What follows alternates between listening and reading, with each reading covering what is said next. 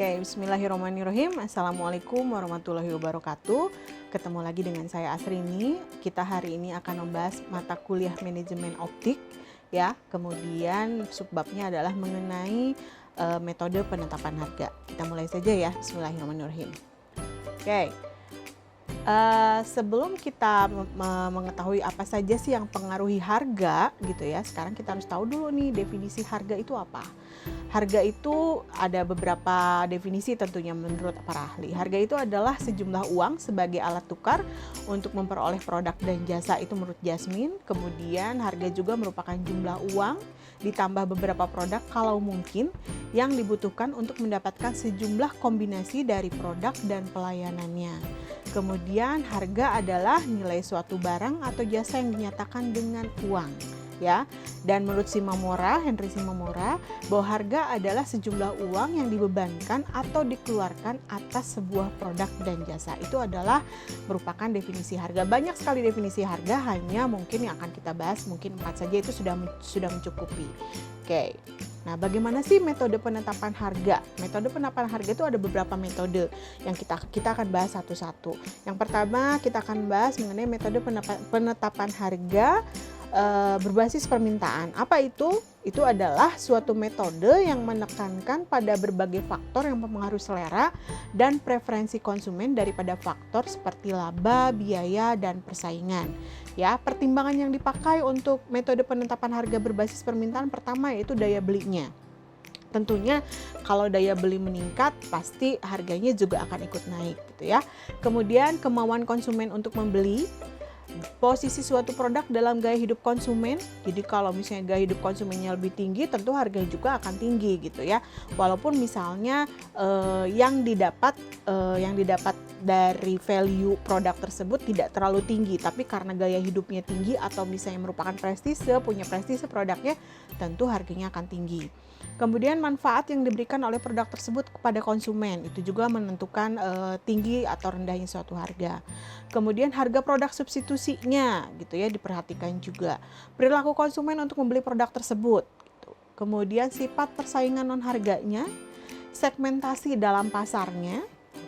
Tentu kalau misalnya segmentasi pasar kita adalah misalnya untuk untuk orang yang masih disubsidi oleh orang tua gitu, misalnya untuk uang jajannya, tentu harganya akan low gitu dibanding orang yang sudah menjual produk yang orangnya sudah mempunyai pekerjaan, sudah mempunyai penghasilan. Kemudian pasar potensial bagi produk tersebut itu yang dijadikan pertimbangan untuk menetapkan harga yang berbasis pada permintaan. Kemudian metode penetapan harga berbasis permintaan juga itu ada beberapa cara. Yang pertama adalah skimming pricing. Apa itu? Strategi ini diterapkan dengan jalan menetapkan harga tinggi sebagai suatu produk baru atau inovatif selama tahap perkenalan. Kemudian menurunkan harga tersebut pada saat persaingan mulai ketat. Ya, alasannya adalah perusahaan belum memiliki pesaing dan harga dipasarkan untuk orang kaya. Kadangkala penurunan harga ini diikuti pula dengan sedikit modifikasi produk, gitu ya. Jadi kalau skimming pricing itu pertama kali produk itu keluar justru harganya tinggi. Kemudian ketika banyak sekali pesaing gitu yang mengikuti atau follow produk kita, baru mereka menurunkan harga tersebut, bahkan mungkin dimodifikasi produknya, gitu ya. Kemudian ada metode penetration pricing. Dalam strategi ini perusahaan berusaha memperkenalkan suatu produk baru dengan harga rendah dengan harapan akan dapat memperoleh volume penjualan yang besar dalam waktu relatif singkat. Nah, ini kebalikannya kalau penetration. Jadi kalau penetration itu malah justru pertama kali produk itu keluar, justru harganya ditetapkan dengan serendah mungkin gitu ya. Untuk apa? Untuk menjaring semua volume, untuk menjaring semua konsumen supaya konsumennya tahu tentang produk kita. Ya. Kemudian ada metode prestige pricing. Harga dapat digunakan oleh pelanggan sebagai ukuran kualitas atau prestis suatu barang atau jasa. Strategi ini menetapkan tingkat harga yang tinggi sehingga konsumen yang sangat peduli dengan statusnya akan tertarik dengan produk dan kemudian membelinya. Biasanya kalau prestige pricing juga ketika promosinya akan mengundang orang-orang tertentu saja, tidak gampang gitu dapat produk tersebut ya. produk prestis tentunya. Kemudian ada price lining, digunakan apabila perusahaan menjual produk lebih dari satu jenis harga.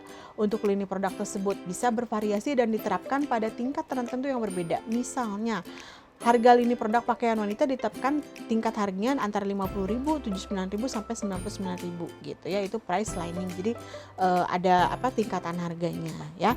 Oke, kita lanjutkan. Ini juga masih metode penetapan harga berbasis permintaan. Ada juga odd even pricing. Nah, bila kita masuk ke sebuah supermarket, kerap kali kita menjumpai barang-barang yang ditawarkan dengan harga yang ganjil. Misal Rp2.595 atau Rp9.875. Pertanyaan yang bisa muncul adalah bukanlah harga-harga tersebut sebenarnya sama saja dengan Rp2.600 atau Rp9.900. Kalau kita lihat bulat biasanya mahal, tapi kalau kita lihatnya agak ganjil, masih di angka 9.800 padahal dekat lagi ke 9.900. Itu namanya odd even pricing dan biasanya ini sudah lazim terjadi gitu ya. Kemudian metode harga berbasis permintaan ada bundling pricing, artinya merupakan strategi pemasaran dua produk atau lebih dalam satu harga paket. Misalnya bundling nih, saya mau beli handphone S10, kalau misalnya belinya dengan provider tertentu harganya akan lebih murah. Nah, itu biasanya kita sebut dengan bundling pricing gitu ya. Atau misalnya beli dua harganya akan lebih murah dibanding belinya satu, misalnya seperti itu bundling pricing ya. Bisa juga misalnya produknya sejenis atau produknya malah yang tadi sebagai pelengkapnya gitu ya, itu bundling pricing. Kemudian demand backward pricing, penetapan harga melalui proses berjalan ke belakang. Maksudnya adalah perusahaan akan memperkirakan suatu tingkat harga yang bersedia dibayar oleh konsumen, kemudian perusahaan akan menentukan margin yang harus dibayarkan oleh retailer dan wholesaler. Setelah itu baru harga jual bisa ditentukan. Jadi kita cari tahu dulu nih kemampuan konsumen untuk produk kita. Nah, kemudian setelah itu tentukan marginnya, baru ditentukan berapa harga yang untuk reseller dan wholesalernya gitu ya. Nah, itu adalah demand backward pricing. Oke, kita lanjutkan. Itu tadi metode penetapan harga berdasarkan permintaan. Jadi dilihat dulu dari permintaan produk kitanya, baru kita tetapkan harganya. Sudah dikasih tahu apa saja yang menjadi pertimbangannya. Metode penetapan harga berbasis biaya sekarang ya. Nah, berbasis biaya ini yang pertama adalah standard markup pricing, artinya harga ditentukan dengan jalan menambahkan presentasi tertentu dari biaya pada semua item dalam suatu kelas produk. Itu standar markup pricing gitu ya. Jadi misalnya marginnya kita tidak menentukan saya sudah dihitungkan beban, sudah dihitung beban-bebannya berapa, terus kemudian kita tentukan marginnya, tidak, tapi biasanya bebannya kita markup dulu, baru nanti ditentukan harga jualnya seperti apa. Itu berdasarkan metode berbasis biaya. Kemudian cost plus fixed fee pricing, itu banyak diterapkan pada produk yang sifatnya teknikal seperti satelit, pesawat, mobil, dan lain-lain. Dalam strategi ini, produsen dan pemasok akan mendapat ganti atas semua biaya yang dikeluarkan berapapun besarnya. Tetapi pemasok atau produsen tersebut hanya mendapatkan fee tertentu sebagai laba yang besarnya tergantung pada biaya final project yang telah disepakati bersama. Misalnya nih, kalau kayak gini tuh misalnya saya nih mau pasang satelit atau mau beli mobil atau mau beli pesawat gitu ya. Nah, harganya itu sudah ditentukan gitu ya, jadi si pemasok itu hanya mendapatkan fee saja dari let's say misalnya saya mau jual mobil harganya 100 juta. Nah, pemasok sok-sok aja mau berapa, tapi tetap harganya 100 juta aja gitu ya, jangan dijual lebih dari 125 sama pemasok. Paling nanti si penjualnya akan memberikan fee terhadap pemasoknya gitu. Itu adalah cost plus fixed fee pricing. Kemudian ada juga metode harga, ini sudah ya, cost plus pricing. Nah, experience curve pricing, itu berbasis biaya.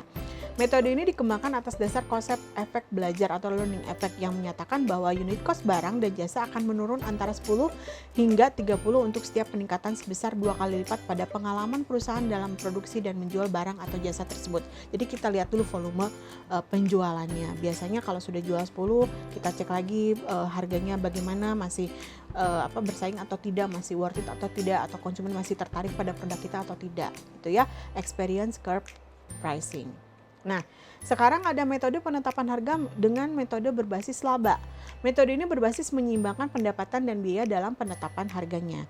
Upaya ini dapat dilakukan atas dasar target volume laba spesifik atau dinyatakan dalam bentuk presentasi terhadap penjualan atau investasi. Tadi saya bilang, jadi tidak seperti yang metode biaya gitu ya, berbasis biaya. Jadi biayanya di markup dulu. Kalau ini justru sudah ditentukan, saya pokoknya pengen punya margin 20% misalnya, 20% dari produk tersebut gitu ya. Biayanya dihitung dulu kemudian di markup marginnya 20%. Itu adalah metode penetapan harga berbasis laba.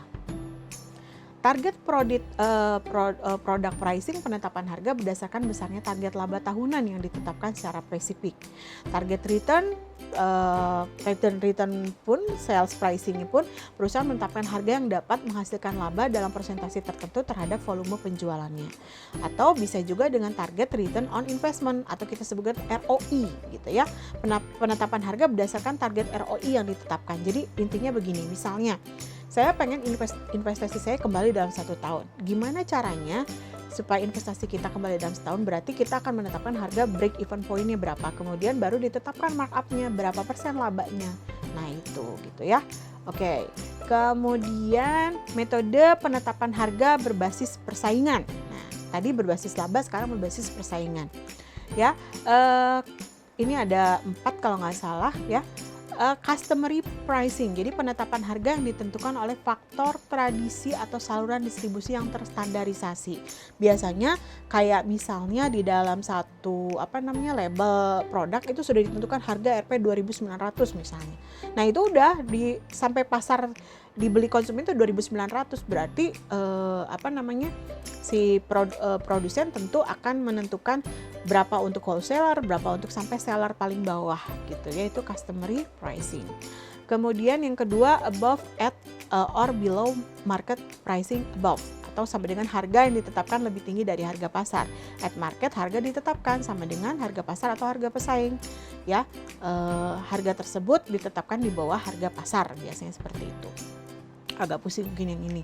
Pokoknya jadi harganya sudah ditentukan, tapi ketika masuk pasar ditentukan juga oleh pasar. Nah itu. Kemudian loss leader pricing. Harga ditetapkan lebih murah. Tujuannya bukan untuk meningkatkan penjualan produk tersebut, tetapi untuk menarik konsumen agar datang ke toko untuk membeli produk-produk lainnya. Ini banyak sekali. Misalnya saya sell nih yang ini gitu, atau misalnya merek tertentu. Let's say misalnya kemarin saya baru lihat nih Timberland, saya sebutkan nggak apa-apa, Timberland 70% sell. Ternyata orang-orang kan datang, wah 70%, ternyata yang di sell-nya itu bukan produk yang up to date, tapi produk yang sudah lama. Tapi karena melihat sell, biasanya mereka untuk mau datang ke situ, dan walaupun akhirnya misalnya keputusan membelinya tidak membeli produk sell, tapi membeli produk yang baru. Bisa jadi itu dengan seperti itu strateginya. Kemudian yang keempat, sell bid pricing. Harga ditetapkan dengan sistem penawaran atau lelang terbuka dan melibatkan agen penjualan. Nah, biasanya seperti itu. Atau di pasar itu biasanya terjadi sell bid pricing ini. Ada tawar menawar di situ. Misalnya penjualnya sudah menetapkan harga cabai 2.000, biasa ibu-ibu pengen nawar. Nah, itu disebut dengan sell bid pricing ya.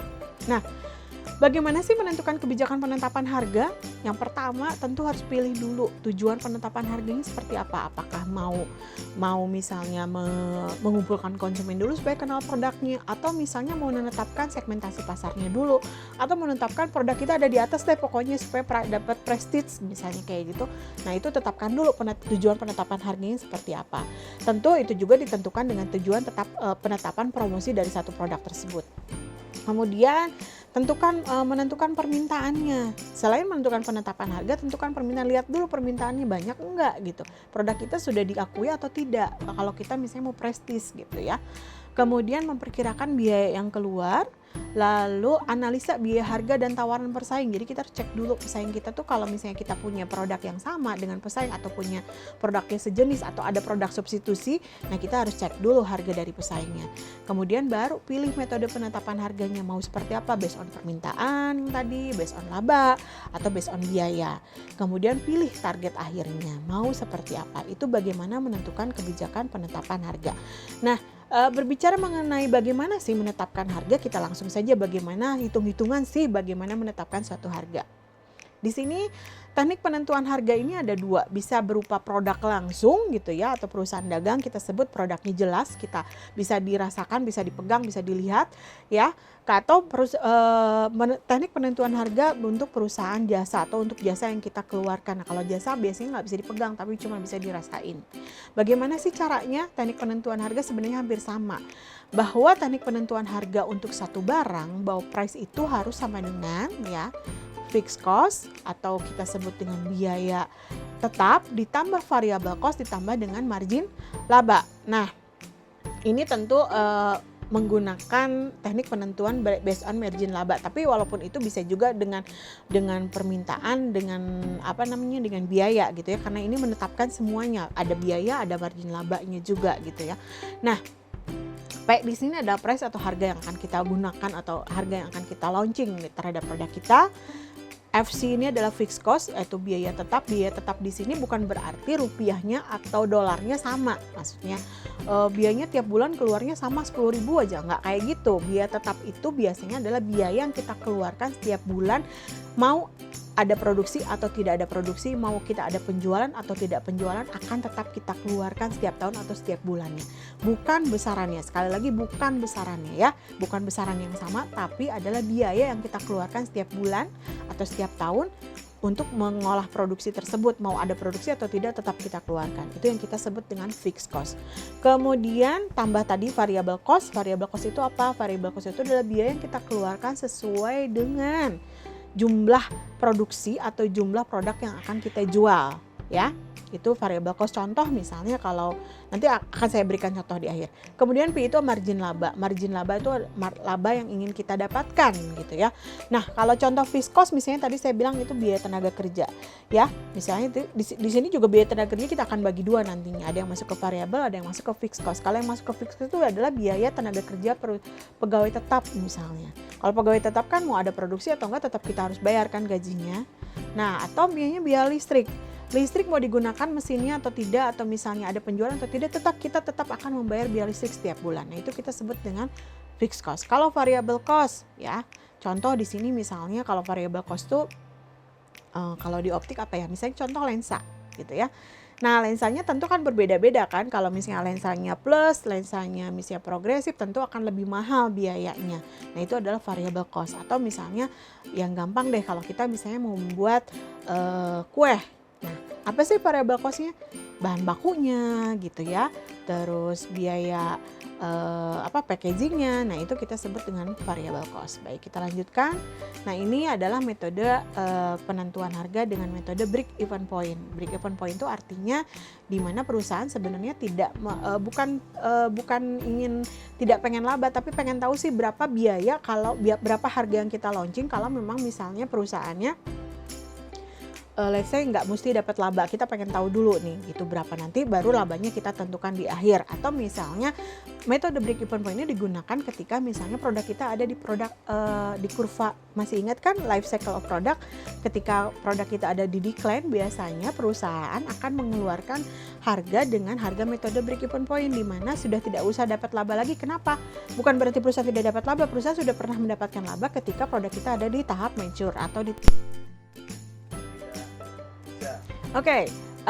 metode break even point dalam penentuan harga artinya seperti ini. Kalau metode break even point ini artinya perusahaan itu sudah pengen mengetahui berapa sih harga yang harus kita jual kalau kita tidak pengen laba. Bukan berarti perusahaan tidak dapat laba, tapi biasanya perusahaan itu sudah memperoleh laba. Masih ingat kan life cycle of product? Nah, life cycle of product kan ada di tahap perkenalan, growth, mature, dan decline.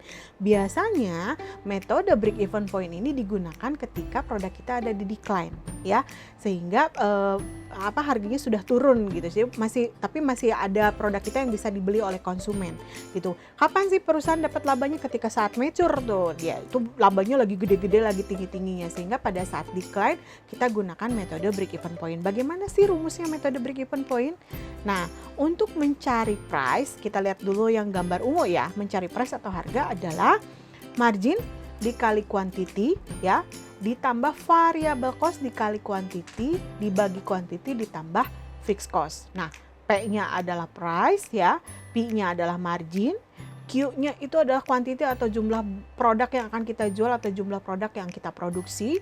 VC-nya adalah variable cost. Tadi variable cost contoh saya udah kasih tahu contohnya apa, ditambah fixed cost. Nah, pasti ada pertanyaan, kenapa sih fixed cost-nya nggak ditambah quantity? Tadi saya bilang variable fixed cost atau biaya tetap itu kan tidak terpengaruh oleh quantity. Kenapa? Karena berapapun kuantitinya, mau kuantitinya nggak dijual, mau produknya dijual, berapapun produknya itu tidak fixed cost tetap keluar gitu. Dia mau produksi, dia mau jual, nggak jual, fixed cost tetap keluar. Makanya fixed cost tidak dipengaruhi atau tidak dikalikan dengan kuantiti gitu ya. Nah, kemudian kalau mencari P atau mencari margin laba seperti apa? Ya tinggal dikurang aja, price dikali quantity dikurangi variable cost, dikali quantity dibagi quantity dikurangi fixed cost. Sama fixed cost-nya nggak dikali quantity, kenapa tadi saya bilang nggak berpengaruh gitu ya. Oke, itu metode break even point, rumusnya seperti itu. Sebenarnya ini turunan dari sini sih. P sama dengan FC tambah VC tambah P, hanya ditambah quantity aja deh. Kalau misalnya hitungan matematika, Bapak Ibu pasti tahulah Q-nya tinggal dicoret-coret udah ketemu, sama aja sebenarnya rumusnya seperti itu gitu ya. Itu cuman metode break even point. Oke. Nah, ini keterangannya tadi saya sudah jelaskan. Baik, sekarang tadi yang untuk teknik penentuan harga untuk yang bukan jasa, untuk barang ya.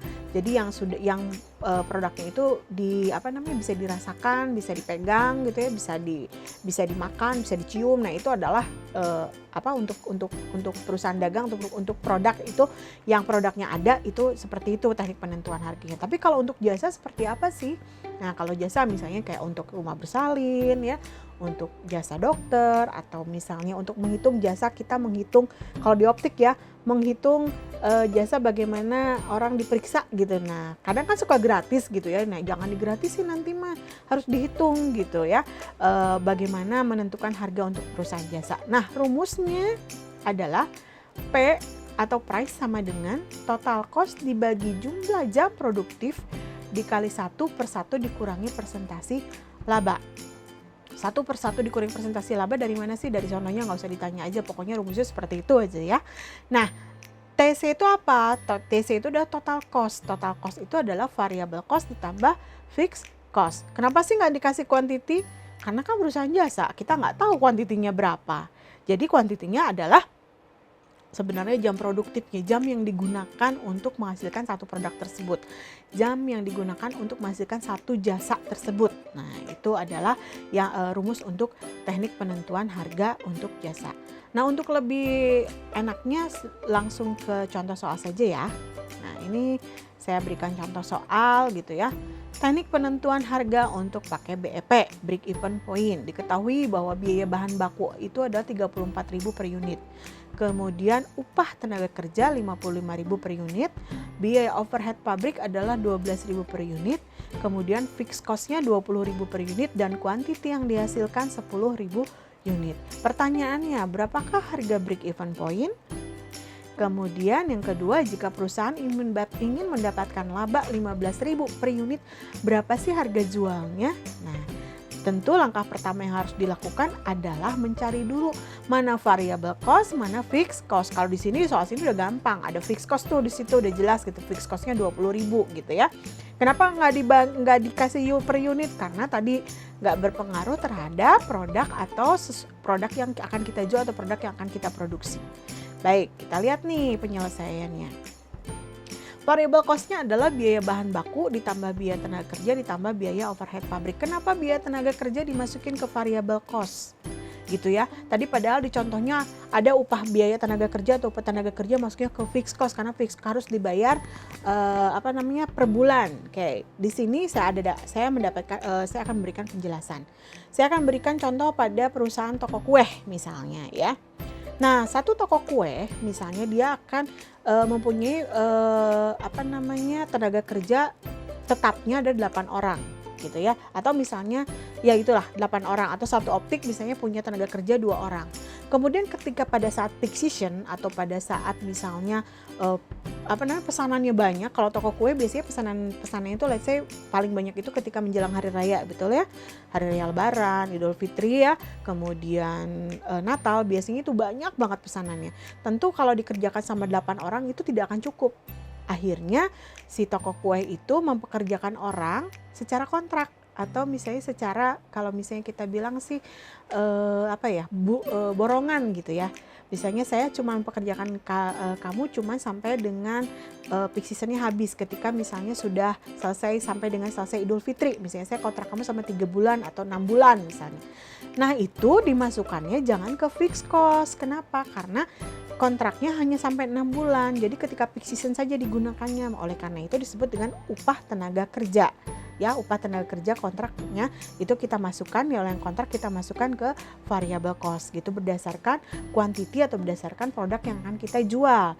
Tapi kalau yang biaya tenaga kerja tetap dimasukkan ke fixed cost. Itu nanti kalau ada pertanyaan di soal misalnya seperti itu, harus dicek dulu ini tenaga kerja kontrak, tenaga kerja tetap. Kalau tetap masuk ke fixed cost, kalau tenaga kerja kontrak atau yang borongan tadi masuknya ke variable cost. Nah, ini contohnya tenaga kerjanya adalah tenaga kerja kontrak gitu. Makanya dimasukin ke variable cost ya, ke biaya yang mengikuti produk yang kita jual. Nah, kita tambahkan tadi 34.000 biaya bahan bakunya, biaya tenaga kerjanya 55.000, biaya overhead pabriknya 12.000. Oleh karena itu kita dapat variable cost-nya adalah 101.000. Kemudian fixed cost-nya berapa? Fixed cost-nya tadi ada 20.000.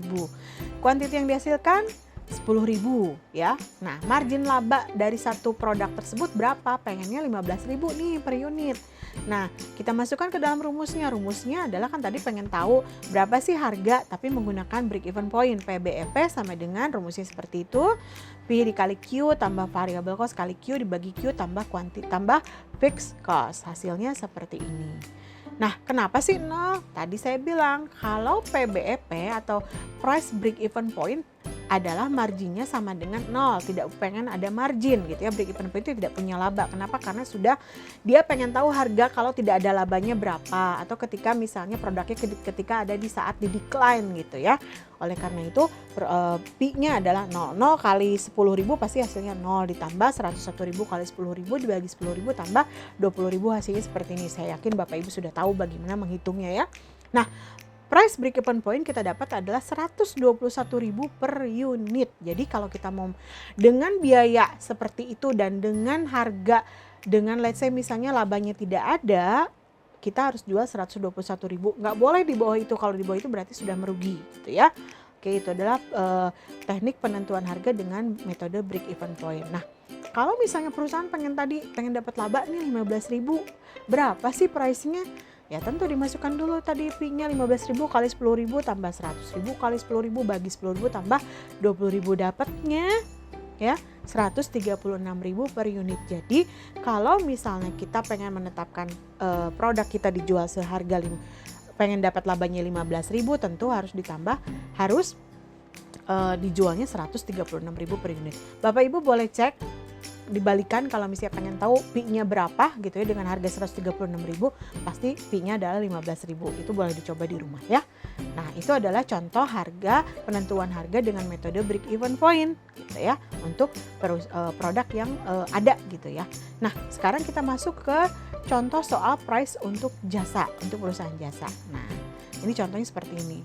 Satu optik menghabiskan biaya total 15 juta. Let's say itu biayanya biaya yang dikeluarkan 15 juta tersebut habis dalam hitungan 7.500 jam. Kira-kira berapa hari atau berapa bulan, dihitung sendiri boleh Bapak Ibu ya. Jadi dalam 7.500 jam biaya total yang dikeluarkan itu 15 juta gitu ya. Kemudian keuntungan yang diharapkan oleh optik tersebut adalah 20%.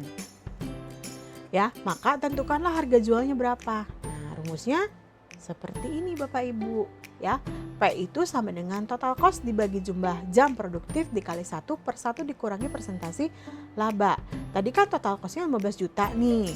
Jam produktifnya habisnya 15 juta itu dalam berapa jam? 7.500 jam. Nah, margin labanya berapa? 20% ya Bapak Ibu, berarti 1 per 1 dikurangi 0,2 atau 20% sama dengan 1,25. Nah, 15 juta dibagi 7.500 adalah 2.000. Jadi price-nya berapa sih kalau kita misalnya mau dengan keadaan biaya seperti itu, dengan habisnya 7.500 per jam dan dengan ingin adanya 20% labanya. Oleh karena itu price yang harus kita jual untuk jasa kita adalah 2.500 per jamnya gitu ya. Ini contoh saja Bapak Ibu. Nah,